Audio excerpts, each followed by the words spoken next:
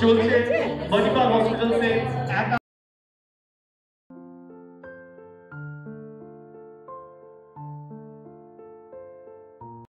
নারীর সাফল্যকে সম্মান জানাতে এবং লিঙ্গ সমতার পক্ষে সমর্থন জানাতে 8ই মার্চ বিশ্বব্যাপী আন্তর্জাতিক নারী দিবস উদযাপিত হয়। মণিপাল হসপিটালস একদিন আগেই সেই দিকে লক্ষ্য রেখেই অভিনব উপায়ে সবচেয়ে আকর্ষণীয় এক অনুষ্ঠানের আয়োজন করল। অনুষ্ঠানটির নাম দেওয়া হয় একাই 100, যেখানে তারা কঠিন অসুখের সঙ্গে লড়াই করে জয়ী হওয়া নানা বয়সের নারীদের একত্রিত করে সবচেয়ে বড় সম্মান জানালো। সফল নারীদের সম্মান জানানোর প্রথা আমরা দেখে থাকি অনেক, কিন্তু কঠিন রোগের বিরুদ্ধে লড়াই করে সুস্থ হয়ে ওঠা নারীদের মুকুট পরিয়ে সম্মান অকল্পনীয়। মণিপাল হসপিটাল সেই অসাধারণ কাজটাই করে ফেলল, তুলে ধরল তাদের সেই লড়াইয়ের গল্পগুলি, যা ভিডিওর আকারে সকলের সামনে এনে দিল।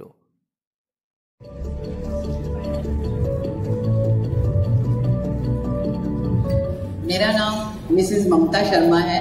मेरी उम्र 58 इयर्स है और मैं पहले सीबीएसई स्कूल में प्रिंसिपल के रूप में मैं कार्यरत थी। अब 2021 में कोविड के दौरान पर्सनल रीजन से मैंने रिजाइन कर दिया। 31 अक्टूबर के दिन मेरे को बहुत लेफ्ट ब्रेस्ट में बहुत पेन हुआ, तो 2-4 दिन चलता रहा। मैंने थोड़ा इग्नोर भी किया। जब बच्चों को पता चला तो उन्होंने मुझे बोला कि आपको डॉक्टर को दिखाना चाहिए, और उन्होंने, क्योंकि मेरी मदर को भी ब्रेस्ट कैंसर था, मैं डॉक्टर से मिली तो उन्होंने मुझे मणिपाल हॉस्पिटल्स में पूजा मैडम का नाम सजेस्ट किया। 11 नवंबर 2024 को मैं पूजा मैम से मिली। उन्होंने मुझे चेक करा और बोला कि बायोप्सी करानी पड़ेगी। 13 नवंबर को मेरी बायोप्सी हुई और 28 नवंबर को रिपोर्ट्स आई, जिसमें मुझे कार्सिनोमा ग्रेड 2 यानी ब्रेस्ट कैंसर डिटेक्ट हुआ। पूजा मैम ने बोला कि आपको ऑपरेशन करा लेना चाहिए, तो उसके बाद में आप ठीक हो जाएंगे। 14 दिसंबर 2021 में मेरा मैडम ने ऑपरेशन किया। उन्होंने बोला कि उसकी जरूरत नहीं है, कीमो की जरूरत नहीं है, तो मुझे फिर रेडिएशन के लिए रेफर किया गया। तो मैं डॉक्टर सुवीर गंगोपाध्याय से मिली, तो उन्होंने मुझे 20 रेडिएशन के लिए बोला। 15 जैन से लेकर के 11 फेब तक मेरे 20 रेडिएशन हुए, और उसके बाद में जो मेरा मतलब दर्द तो होता है, बट मैं काफी रिलैक्स फील करती हूँ। ऐसा लगता है कि मुझे मतलब इस बीमारी से छुटकारा मिल गया। Thank you Manipal hospitals. দমদমে থাকি। আমার গত 27 অক্টোবর রাতে বাড়িতে পড়ে গিয়ে রাইট অ্যাঙ্কেলে মাল্টিপল ফ্র্যাকচার হয়। তারপর আমি আমার ট্রিটমেন্টের জন্য মণিপাল কলকাতায় ভর্তি হই। সেখানের অভিজ্ঞতাটাই আজকে আপনাদের কাছে তুলে ধরবো। মানে আমার এর আগে কোনোদিনও হয়তো আমি হসপিটালে ভর্তি হইনি কোনো কারণে, আমার ছেলে হওয়া ছাড়া, কিন্তু মানে এত ভালো ট্রিটমেন্ট আমি পেয়েছি। ডাক্তার সুতনু হাজরার আন্ডারে আমি ভর্তি হয়েছিলাম। মানে আমার পায়ে প্লেট বসে এবং দুদিকের হাড় স্ক্রু দিয়ে লাগানো রয়েছে। আমি, কেউ বললে বিশ্বাস করবে না, অনলি 3 দিন আমি ব্যথায় একটু কষ্ট পেয়েছি। তারপরে না আমি কোনো ব্যথায় কষ্ট পেয়েছি, না কোনো কিছু আমার কোনো প্রবলেম হয়েছে হাঁটতে চলতে। জাস্ট 2 মাস পরে আমি জানুয়ারি থেকে আবার স্কুল জয়েন করি। আমার স্কুল এখান থেকে 30 কিলোমিটার দূরে। আমাকে রোজ 60 কিলোমিটার আপ ডাউন ট্রাভেল করতে হয়। ট্রাভেলিং এ কোনোদিনও কোনো অসুবিধা হয়নি। বাসে পা ঝুলিয়ে বসে রয়েছি, না কোনোদিনও ফুলে যাওয়া কিংবা কোন রকম মানে পেন হওয়া, কিংবা লোকে বলে না আমাদের বাঙালিদের মধ্যে কথা আছে অমাবস্যা পূর্ণিমায় ব্যথা হবে, ইভেন দ্যাট সেটাও আমি কোনোদিনও ফেস করিনি। Doctor Sutanu Hazra. This is Cynthia Gomes. I'm a teacher by profession.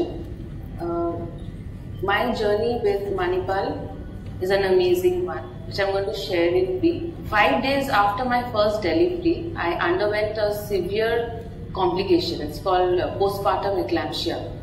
So, in order to get a proper treatment, I was rushed in Manipal Hospital, and to be very honest, I got my life back. Because এখানকার staff, এখানকার doctors, they are too good. মানে exceptionally they are very good. under the skillful care and efficient care of Dr. Irina De, I recovered smoothly. It took a little time, but then I gradually recovered. My health condition was restored. Initially তো মানে বোঝা যাচ্ছিল না অসুবিধা যে কি হচ্ছে, তো উনি খুব সুন্দরভাবে প্রথমে প্রবলেমটা ডায়াগনোজ করলেন, তারপরে বোঝা গেল এটা হচ্ছে eclampsia, which is a postpartum complication, ডেলিভারির পরে অনেক উইমেনদের হয়ে থাকে। তো তারপরে উনি খুব স্কিলফুলি আর খুব এফিশিয়েন্টলি জিনিসটাকে ডিল করলেন। মানে ওখানকার সাপোর্ট সিস্টেম এত স্ট্রং, নার্স বলুন কি যারা ডেস্কে আছে তারা সবাই খুব কোঅপারেটিভ, খুব সাপোর্টিভ। Thank you. আর মিসেস সিনথিয়া গোমস যা বললেন, I am very happy and thankful for her to acknowledge our little contribution in helping her out. Basically ki hoyechilo, she her first pregnancy was taken care under somebody else, and she delivered also somewhere else, but throughout pregnancy she never had blood pressure. Suddenly after delivery she had extremely high blood pressure, for which she went into coma, and then she was referred to our unit. তারপরে আমি আর doctor Shashwati Sinha দুজনা মিলে তার take care করি। both of us, I still remember, মানে the whole night we were at her bedside because her BP was shooted up to around 250 by 170, 180. So we were like every 20 minutes, 30 minutes we had to push injectable BP medicines, to bring her BP down. And সেই করে প্রথমে তো তার বিপিটাকে control করা হলো, তারপরে সে কোমার বাইরে এলো, তারপরে 1 বছর অবধি she had that high blood pressure, and then by encouraging her, monitoring her condition, তারপরে সে সেই কন্ডিশন থেকে নর্মালাইজও করলো, and I encouraged her for a second pregnancy, and with God's grace and our medical support and infrastructure support, we had a very uneventful second delivery, and she was very happy about it, and now her entire family is under my care. So ami jeta sob shomoy boli ki it is the patient's review, it is the patient's recommendation which builds our practice, and that is how I have grown along with this hospital. So this was first AMRI, now it is Manipal, and I have been there since the beginning of Manipal Dhakuria or Amri Dhakuria. Thank you. আমি বাংলাদেশ থেকে এক প্রকারের না শুনেই এসেছি যে আমাদের দুজনারই আর কি এত প্রবলেম যে মা হওয়াটা অনেক ডিফিকাল্ট আমার জন্য। ইনফ্যাক্ট আমার ইউটেরাসে 6টা টিউমার ছিল, যেটা বাংলাদেশ থেকে আমাকে বলেছে যে আমার ইউটেরাস ফেলে দিতে হবে, আর ইউটেরাস ফেলে দিলে তো মা হওয়া কখনোই সম্ভব না। আমি খুবই সৌভাগ্যবান বলছি, সৌভাগ্যবতী বলছি যে আমি ম্যামের মতো একজন ডক্টর পেয়েছি। আমার ইনজেকশনেও ভয় ছিল। ইনফ্যাক্ট 15 বছর বয়সে যে ইনজেকশনগুলো দেয়, আমি এতই ভীতু ছিলাম যে ওই ইনজেকশনগুলো একটাও আমি দেইনি। কিন্তু আমার বাড়িতেও ডক্টর আছে, তারাও আমার জেদের সাথে পারেনি যে না আমি দিবই না। তো সবাই মনে করেছে আচ্ছা ঠিক আছে পরে তো দেয়া যায়, পরে দেবে। তো আমার যে শরীরের মধ্যে এই যে টিউমারগুলো বড় হয়েছে এটা তো আর তখন জানা যায়নি, পরে ট্রিটমেন্টে এসে তো দেখছি যে এরকম অবস্থা। তো ম্যামের সাহসের কারণেই সবকিছু সম্ভব হয়েছে। ম্যাম আসলে এইভাবে আমাকে যে দিয়েছে, আমার মনে হতো যেন আমি বোধহয় ম্যামের রিলেটিভ, ওইরকমই হয়ে গেছে। ইনফ্যাক্ট বাংলাদেশে যাবার পরেও ম্যামের সাথে আমার ওই আন্তরিকতাটা তৈরি হয়ে গেছে। আর আমি যেভাবে বিরক্ত করেছি এখনো বোধহয় বিরক্ত করি, মেসেজ থেকে শুরু করে ম্যাম এটা হলো, ওটা হলো, সেটা হলো, এটা ম্যাম ছাড়া অন্য কেউ মনে হয় না এতটা আমাকে দিত। 6টা টিউমার বের করা এতটা সহজ না, এতটা সহজ ছিল না আর কি। এটা ম্যামের কারণেই সম্ভব হয়েছে। ওটিতে যাওয়া থেকে শুরু করে আবার আমার এই যে কোল্ড অ্যালার্জি এটা তো ছিলই, সমস্ত কিছু আমি বলবো যে আমি জানি না মায়ের পরে যদি কাউকে সম্মান দিতে হয় সেটা আমাকে নতুন জীবন দিয়েছে। মা তো জন্ম দিয়ে একটা জীবন দিয়েছে, আর ম্যাম আমাকে নতুন জীবন দিয়েছে। মানে আমি খুবই খুবই খুবই লাকি ম্যামের মতো একজন মানুষ পেয়ে। এবং ম্যাম আমাকে যে কয়টা ডক্টরের কাছে পাঠিয়েছে সবাই আন্তরিক, মানে সবাই ওই রকম ভাবেই দেখেছে। এবং সবার একটাই কথা, সঞ্চিলা তালুকদার অনেক ভালো একজন ডক্টর, সত্যি ভালো একটা ডক্টর। এবং আমার নামটা না সঠিকভাবে উচ্চারণ করে, আমার নামটা যত বড়, কলকাতার সব ডাক্তাররা উচ্চারণ করতে একটু কষ্টই হয়, ম্যাম সেই এটা করে। Thank you Zakir. বলছি যে সে তো বুঝলাম ম্যাম হ্যান্ড করেছে খুবই ভালো, আমরা খুবই লাকি যে আমাদের শহরে সঞ্চিলা ম্যাম থাকেন এবং ডেফিনেটলি না আমার মনে হয় যে ম্যামের মতো যদি ডক্টর থাকে না পশ্চিমবঙ্গের চেহারাও বদলে যাবে। না বদলে যাচ্ছে, মণিপাল হসপিটালস আছে, সব ম্যামের মতোই একেবারে একটা এরকম আছে। হ্যাঁ বদলাচ্ছে, ডোন্ট ওয়ারি। ওসব ছাড়ো, বুঝলাম। যাওয়ার আগে তুমি তখন যাবে, তার আগে বলো এই যে এখন যে বাচ্চাদের হ্যান্ডেল করছো, রাত দিকটা কে যাচ্ছে, তুমি যাচ্ছ না কর্তা যাচ্ছে? না দুজনই যাচ্ছি। এইটা হতে পারে না, কেউ একজন তো বেশি যাচ্ছে। আমি যাচ্ছি। আপনার কাছে কিন্তু অভিযোগ হয়ে গেল। Thank you, thanks a lot. ভালো থাকবেন, এরকম যেন স্মাইলটা অলওয়েজ থাকে। Thank you ma'am. আমি বাংলাদেশের রাজশাহী থেকে এসেছি। আচ্ছা, কিভাবে যোগাযোগ হলো এখানে মণিপালের সাথে? মণিপালের সঙ্গে মণিপাল ব্যাঙ্গালোরে প্রথমে গিয়েছিলাম, মানে আমরা ট্রিটমেন্টে, ওটা ফ্যামিলি ট্রিটমেন্টে আর কি ব্যাঙ্গালোরে গিয়েছিলাম। ব্যাঙ্গালোর তখন কলকাতায় মণিপাল ছিল না, আমরা যখন গিয়েছিলাম 22 সালে গিয়েছিলাম ব্যাঙ্গালোরে। তো তারপরে ওই সার্চ করতে করতে দেখি যে কলকাতায় মণিপাল আসছে, তো ডক্টর সার্চ করতে করতে ম্যাডামের ইয়েও পেয়েছিলাম। তো তখন আর কি যোগাযোগ করি, মানে এখানে আরেকটা পরিচিত ডক্টর ছিল সঞ্চিলা তালুকদার, আমার যিনি ডক্টর ছিলেন সঞ্চিলা তালুকদার, আর ওনার কাছেই আমার ট্রিটমেন্ট। এবং আমার ল্যাবকোলে বায়োমেট্রিমিও উনি এবং ডক্টর রয় একই সেটিংয়ে হয়েছিল। এবং আমার প্রেগনেন্সি জার্নিটা পুরোটাই ম্যামের ইয়েতেই আর কি। আমার টুইন বেবি, এক ছেলে এক মেয়ে। আমাদের বিয়ে হয়েছে 9 বছর, 9 বছর পরে আর কি বেবিটা হয়েছে। বেবি হয়েছে হচ্ছে আমার 21শে ফেব্রুয়ারি, এবং 21শে ফেব্রুয়ারি আমার হাজব্যান্ডেরও বার্থডে, আমার বাচ্চাদেরও বার্থডে। 25, হ্যাঁ 14 দিন হলো আমার বাচ্চাদের বয়স। বলছি এই যে ধরুন এই যে আজকে যে মণিপাল এই যে এরকম একটা ওমেন্স ডেতে প্রোগ্রাম করলো এবং মানে আপনাদের ইনভাইট করছে বা বলছে, কিরকম কি বলবেন মণিপালকে, কিরকম লাগছে আপনার?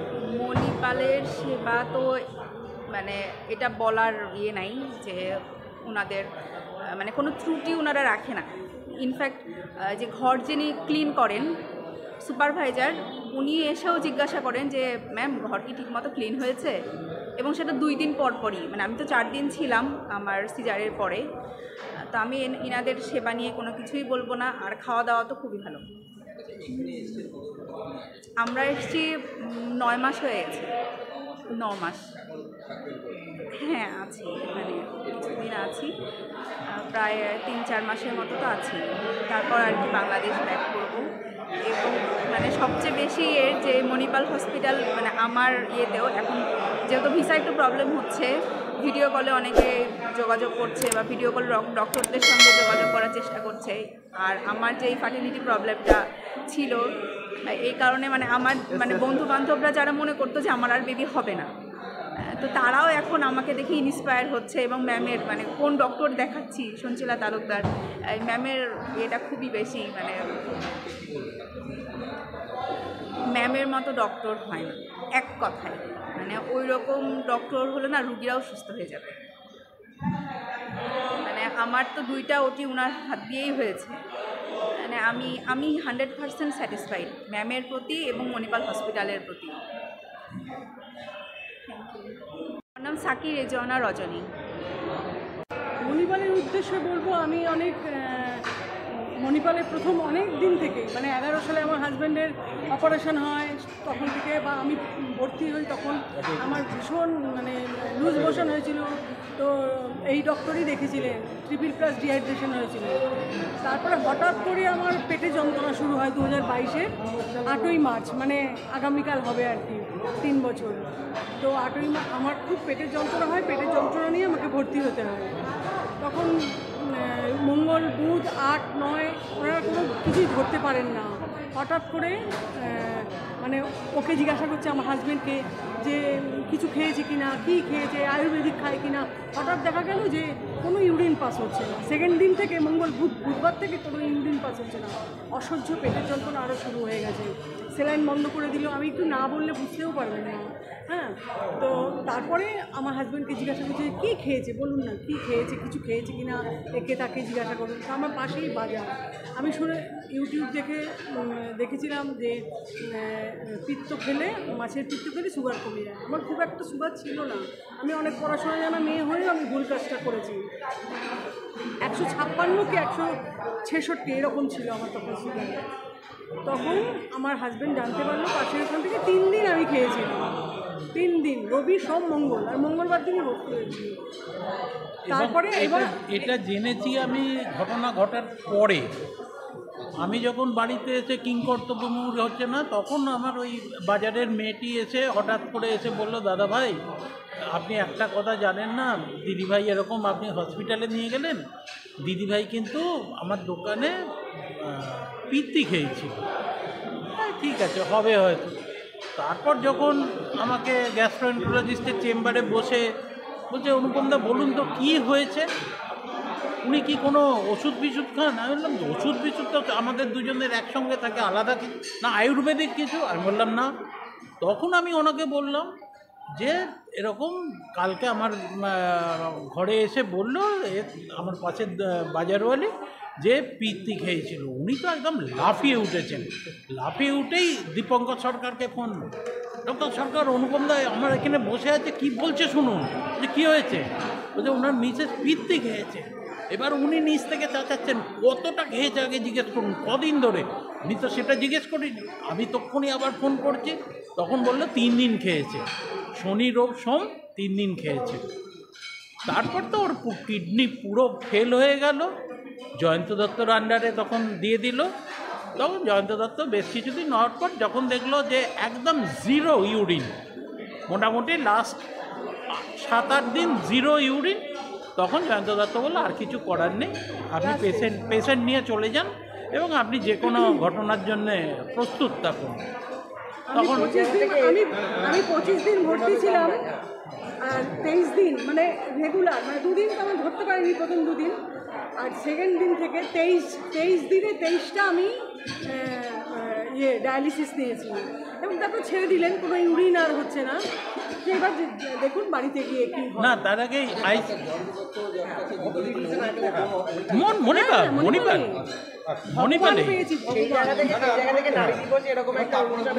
তারপর এইবার আমি বলবো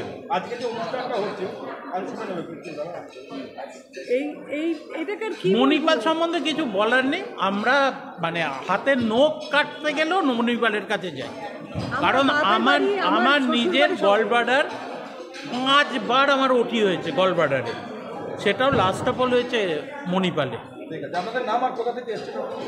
আমরা এসেছি আড়িয়াদহ থেকে, দক্ষিণেশ্বরের যমজ গ্রাম, যমজ এলাকা, আর নাম অনুপম ঘোষাল, পূর্ণা ঘোষাল।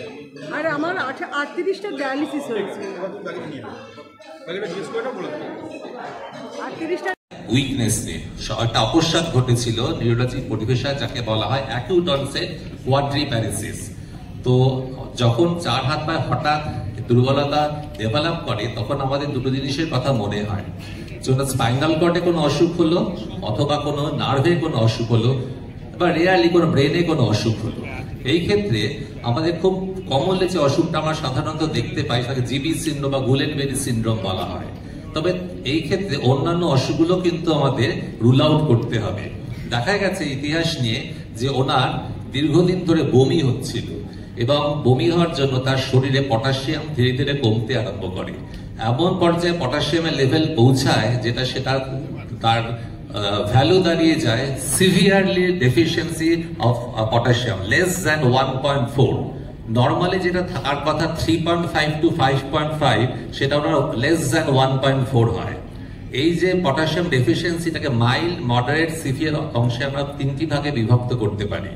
যদি মাইল্ড হয় তাহলে 3 to 3.5, যদি মডারেট ডেফিসিয়েন্সি হয় তাহলে 2.5 to 3, যদি সিভিয়ার ডেফিসিয়েন্সি হয় তাহলে লেস দ্যান 2.5 মিলি ইকুইভ্যালেন্ট পার লিটার। এই ক্ষেত্রে ওনার পটাশিয়াম লেভেল ছিল 1.4। তো দেখা গেল তার হাত পা একদম দুর্বল, মানে পাওয়ার জিরো, কোন হাত পা নড়ছেই না। তো আমরা ভাবলাম জিবি সিন্ড্রোম কিনা, কিন্তু তার কিন্তু কিছু কিছু স্নায়বিক চিহ্ন ছিল বা নিউরোলজিক্যাল সাইন ছিল যা থেকে শনাক্তকরণ করা হলো যেটা জিবি সিন্ড্রোম না। তখন পটাশিয়াম ডেফিসিয়েন্সি দেখে সেইভাবে তার কারণ অনুসন্ধান করে আমরা পটাশিয়াম সাপ্লিমেন্টেশন দেওয়ার ফলে ওনার ধীরে ধীরে হাত পা আস্তে আস্তে শক্তির পুনরুদ্ধার হলো এবং এখন উনি সম্পূর্ণ স্বনির্ভরশীল, নিজে চলাফেরা করে বেড়াচ্ছে। এখন তার পটাশিয়াম লেভেল 4.7 মিলি ইকুইভ্যালেন্ট পার লিটার। এবং অন্যান্য কারণ আমরা অনুসন্ধান করে দেখেছি। এই ক্ষেত্রে তার কারণ ছিল ব্যথার ওষুধ খাওয়ার ফলে কোমরে তার রিপিটেডলি এত ব্যথা হতো, সায়াটিকার ব্যথার জন্য রেগুলারলি উনি পেইন কিলার এবং অন্যান্য ওষুধ খাওয়ার ফলে তার গ্যাস্ট্রাইটিস হয়েছিল। সেই থেকে পটাশিয়াম ডেফিসিয়েন্সির জন্য তার হাইপোক্যালিমিয়া হয়েছিল। এবার হাইপোক্যালেমিক কোয়াড্রিপ্যারেসিস বা 4 হাতে পায়ে তার একটা পক্ষাঘাত হয়েছিল। এখন তিনি সম্পূর্ণ স্বনির্ভরশীল। নহ মাতা নহ কন্যা গোষ্ঠে যাবে নামে সন্ধ্যা শ্রান্ত দেহে স্বর্ণাঞ্চল টানি তুমি কোন গৃহ প্রান্তে নাহি জালো সন্ধ্যা দীপখানি নহ মাতা নহ